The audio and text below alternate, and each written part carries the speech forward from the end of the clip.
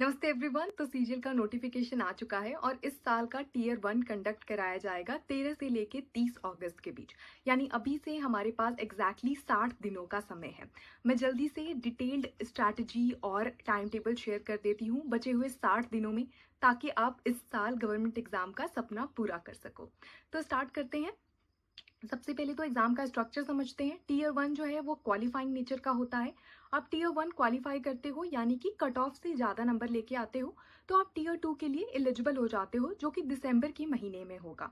Tier 2 के marks के basis पे आपको सर्विस एलोकेट होगी, यानी कि अभी केवल कट ऑफ क्लियर करने के ऊपर फोकस करना है। 100 क्वेश्चन होते हैं, 4 सब्जेक्ट होते हैं, पर सब्जेक्ट 25 क्वेश्चन।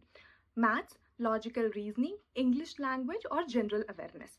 पर करेक्ट आंसर के लिए 2 नंबर दिया जाता है और पर इनकरेक्ट आंसर के लिए 1/4 नंबर काट लिए जाते हैं।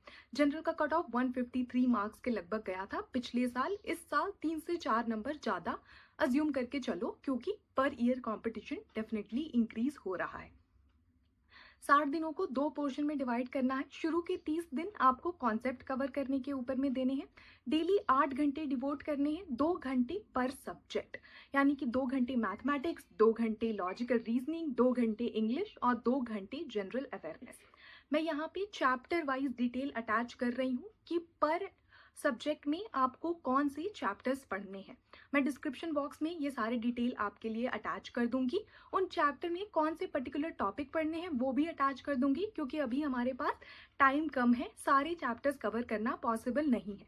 सो ऑन एवरेज पर सब्जेक्ट में 10 ही चैप्टर मैंने आइडेंटिफाई किए हैं। इनको आइडेंटिफाई करने के लिए मैंने किरण पब्लिकेशन की बुक्स का इस्तेमाल किया है। अब कहाँ से हमको ये सारे चैप्टर्स कवर करने हैं, तो मैथ्स के लिए आपको आदित्य रंजन की प्लेलिस्ट को फॉलो करना है। लॉजिकल रीजनिंग के लिए विक्रमजीत सर की प्लेलिस्ट। इंग्लिश के लिए आपको डिवोशन इंस्टीट्यूट की प्लेलिस्ट को फॉलो करना है।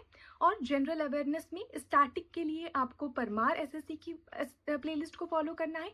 और करंट के लिए आपको सन्मय प्रकाश की इस प्लेलिस्ट को फॉलो करना है।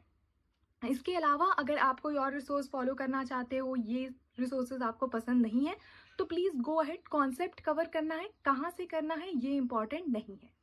उसके बाद आपने सारे कॉन्सेप्ट एक बार कवर कर लिए, तो बचे हुए 30 दिनों में आपको देने हैं मॉक्स।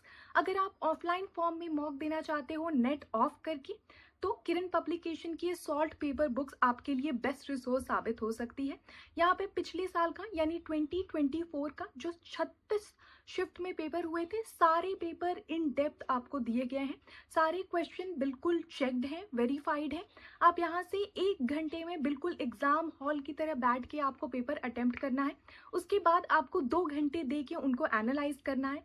सारे क्वेश्चन का डिटेल्ड सॉल्यूशन दिया गया है। तो अगर आप कोई क्वेश्चन नहीं कर पा रहे हो तो आपको देखना है कि वहाँ पे कैसे सॉल्व करना था उसको।